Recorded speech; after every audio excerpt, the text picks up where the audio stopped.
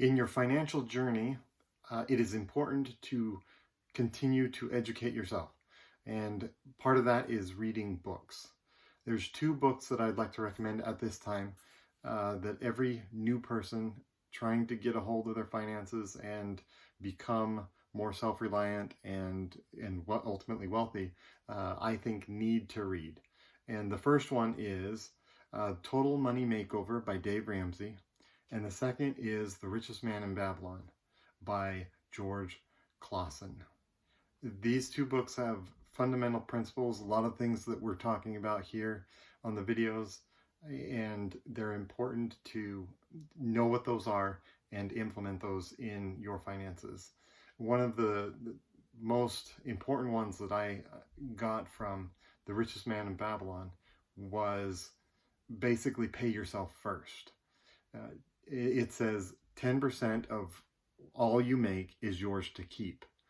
And so it is important for us to take that principle and learn it and understand that when we make money, some of that we actually need to retain.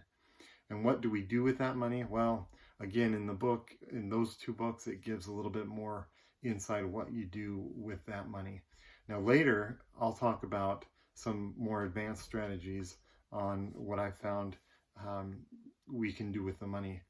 But if you're starting right out, to give you an idea, in Dave Ramsey's Total Money Makeover, there's baby steps, one of which is to have an emergency fund.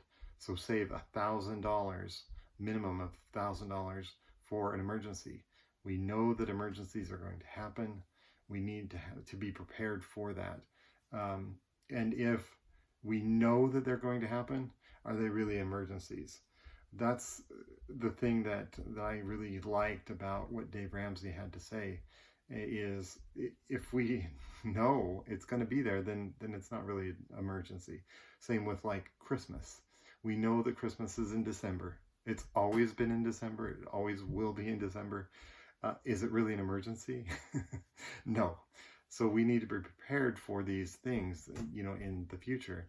And part of that is getting our finances in order, doing what I told you in the previous video, and preparing for the future, and getting that mindset that we have the ability to pay ourselves first and accumulate a little bit of savings. And ultimately, if we continue on that path, we can accumulate wealth.